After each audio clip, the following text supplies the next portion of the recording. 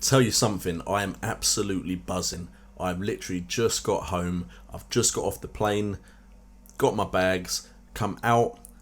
There were hundreds of fans there waiting, like literally just to see me and the players. They started cheering, all sorts of stuff. I don't even remember what they were cheering, but I felt like an absolute champion. I could start getting used to this. Literally every single fan there wanted my signature, wanted to shake my hand. Women wanted to hug me. Gotta love that. Don't tell the missus. And everything is going great at the moment. I seem to have the squad on my side as well. We're going into the Slovenia game with so much momentum on our side. I'm hoping we can trounce them at Wembley. So I'm just looking forward to it. I'm going to start planning and I just cannot wait for the game. What's up guys, JNO here and welcome to JNO United. Please like and subscribe if you enjoy the content, and remember, it's all about the game. So guys, we are going into the next game against Slovenia, and we are rocking with the same formation, but we've changed up the personnel just a little bit. We are going to go with John Stones and Gary Cahill as the two centre backs just in front of Joe Hart. Gareth Barry is going to keep his half-back position. He's going to sit just in front of those defenders, with Nathaniel Klein and Creswell keeping their spots because of their great performance in the last game. We have Milner in centre midfield with Wayne Rooney. We're going to try him as a centre midfielder, see if we can get a better performance from him in the centre midfield position. We then have Raheem Sterling keeping his spot. I couldn't get rid of him. And Harry Kane is going to play up front. And then we're going to try Theo Walcott on the other side instead of Lallana and see if that does better than Lallana did. And we also have Vardy on the bench, who of course can come in at that right midfield position or can replace Harry Kane if he's not performing. As you can see with the Slovenia side, we have a very similar formation, just more defensive. Instead of two centre mids and a defensive mid, he's got two defensive mids and one centre mid. So hopefully we can pick up another victory, guarantee our qualification for the Euro 2016 tournament, and then we can get planning to win some trophies. Okay, so learning from my mistakes, I'm going to commentate for this whole entire clip just in case something happens. So Klein picks it up at full back, passes it back to Hart. That doesn't surprise me. Okay, so Rooney with the corner, whips it in. Can Stones get a header on it? Yes, he can. 1-0 up, under 6 minutes. That's a great start. We are going into the lead at Wembley. I can hear the fans chanting. And John Stones has picked up what I believe is his first goal for England. Rooney just straight to the back post. Stones leaps in the air like a salmon. Puts it in the back of the net. That's a big boy header, that is. Alright, so match stats wise, we've got 2 shots, 1 on target, 1 off. We're just about winning the possession battle.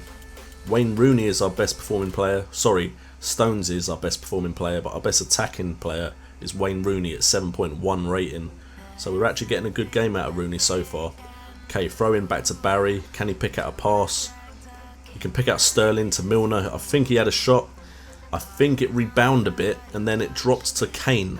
I wasn't sure if it dropped to Milner or Kane, but Kane has just scored the second. We are 2-0 up and we're not even 12 minutes in yet. Big boy performance from the boys.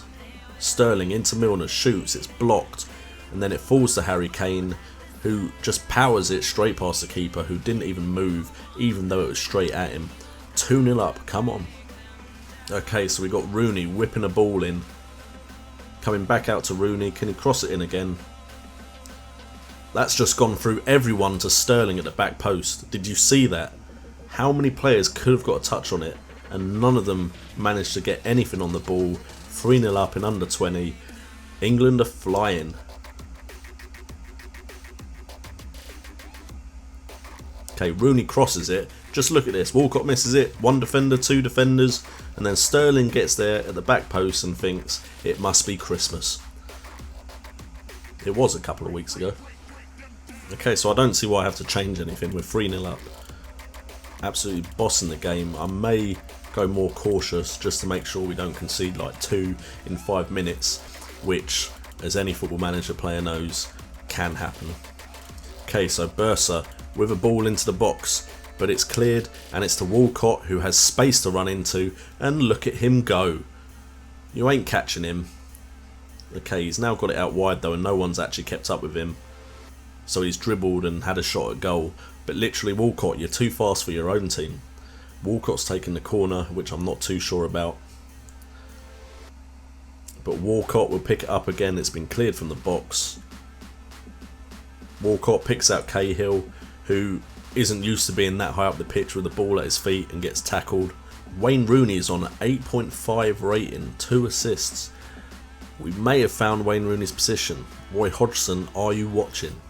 They've had no shots at all so far, whereas we've had 13. Only 5 on target, which is a bit worrying. We're picking up yellow cards like we're collecting Pokemon cards. And half time we go in 3-0 up. We can definitely be pleased with the efforts, but I'm not going to get too excited. It is Slovenia. Anyone feeling tired? I don't want any injuries. Nathaniel Klein's on 71%, so I suppose we could take him off for Kyle Walker and give him some game time. I'll take off Cresswell as well. He's been great for, not so great this game, but he was great for us last game. And for Kieran Gibbs, that's both fullbacks being changed. Not got as much from my fullbacks this game as before. And I'm going to try something a bit new in the spirit of growing as a Football Manager YouTuber. I'm not even sure if I can call myself that yet. I'm going to try and look at the Pro Zone stats. Okay, so I know people often look at positional heat map. So if we look at just us, why is there so few?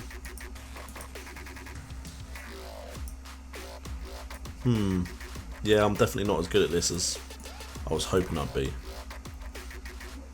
So on the whole pitch, we've had the ball around this area most. But whenever I see anyone else do this, there's a lot more green there. If any FM YouTuber is watching, tell me what I'm doing wrong. I bet it's just like a button I've got to press. And if we look at Slovenia, their heat map, it is mainly around their goal and in the middle of the park. Yeah, I know what I'm doing, really. Average position for England. They're pretty much sticking to where I want. I mean, maybe in certain situations I might want my 2 wingers, as they're at inside forwards at the moment, to maybe stretch the play a bit and go wider. Look at me talking like I know what I'm doing. And then Slovenia, very, very narrow. So it might be worth exploiting the wings a bit. And then let's have a look at shots. We have peppered the goal, but not too many shots from distance. Harry Kane tried a long ranger. Didn't go too well for him. And Slovenia, of course, nothing. And if we have a look at passes, just at key passes, I've had quite a few key passes from all sorts of areas. Why is that a key pass? Oh, it's Slovenia. They had a lot of key passes. I don't know, I'm going to try and change something just because I'm going to try and grow as a manager. I am going to set Sterling, I think, to play more as a winger. He can do it. See if that exploits their narrow formation, or what looked like a narrow formation. Still have him on attack though. And I'm sure Walcott can play winger as well, surely. In fact, he's better suited for a winger. I could play him as a Ram Deuter. Don't even know what that does. Yet, as you can see, I'm fairly new to it. I played a lot of Football Manager in 2014, 2013. Kind of skipped 2015 because I was trying to become a YouTuber. And I've come back to Football Manager this year. What does a Ram Deuter do? Space Investigator. Oh, I like the sound of that. Main role is find pockets of space in which to operate, essentially a wide poacher. I think he sounds like he could do a good job with that. Alright, so let's start the second half. See if my tactical genius comes into effect, or if I actually manage to lose a 3-0 lead. Alright, Misso Brecco brandishes a second yellow card. They've got a man sent off. Surely my tinkering can't have a bad effect now that they've only got 10 men. Okay, so this is the first proper highlight. since my tactical changes. Let's see if something happens.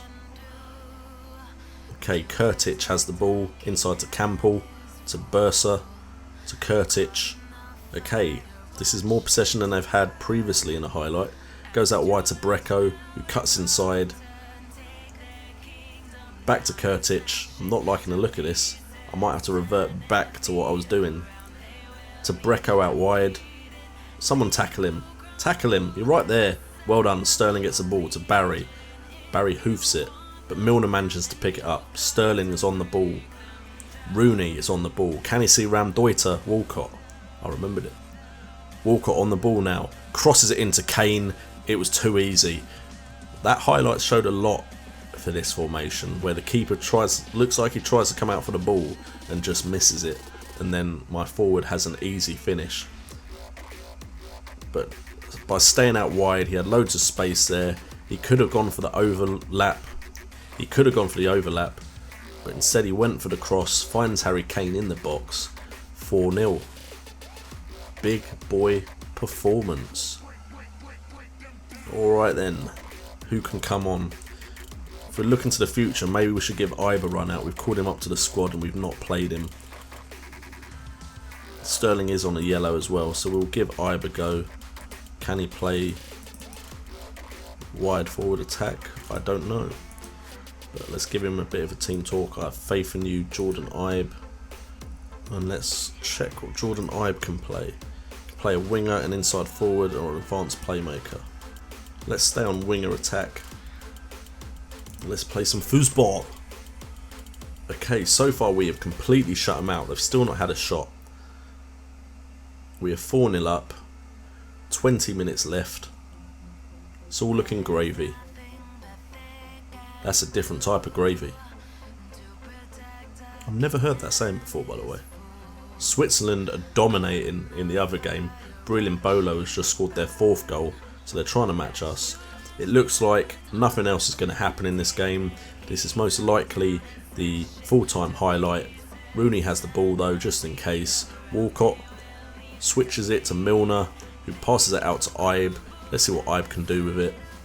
Passes it back into Rooney, who finds Gibbs out on the left. Can we get another goal? No, the cross doesn't find anyone. Barry out to Walker, and it is full time.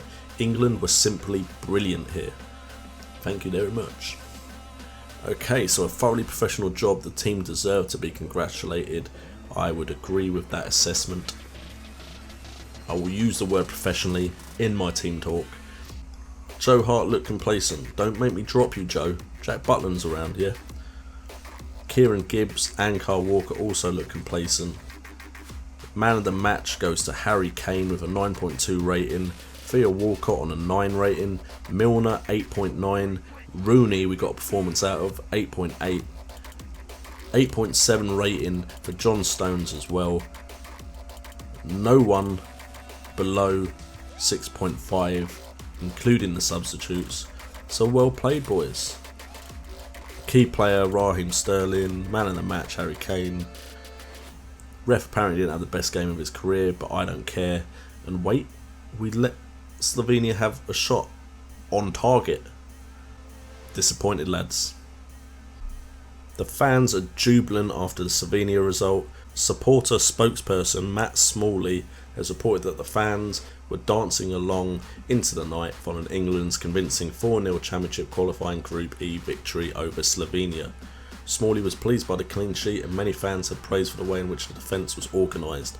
John Stones, Theo Walcott and Harry Kane particularly impressed, and I can tell you one thing, in real life I have not danced into the night after an England performance for a long time. As we can see, England qualify for the European Championships. It'll be the 9th time that England have participated in the competition. England will certainly look back at some great wins along the way, perhaps with the most notable an emphatic 4-0 win against San Marino. Roy, you beat San Marino 4-0 and press are trying to call it emphatic. 3-1 win versus Switzerland and a 2-0 victory over Lithuania. Where's my 4-0 over Slovenia? The team will be delighted to have qualified so easily from Group E with a fantastic 2 games in hand. Harry Kane is cream of the crop. Vardy is pleased with the win. Thank you, Jamie. and England optimistic for the future. Told the media that the win had been greeted with cautious optimism and that it presented progress they hoped to build on after the European Championship qualifying. Well guys, that's it for the gameplay part, but let's see what J-Unite thinks about this.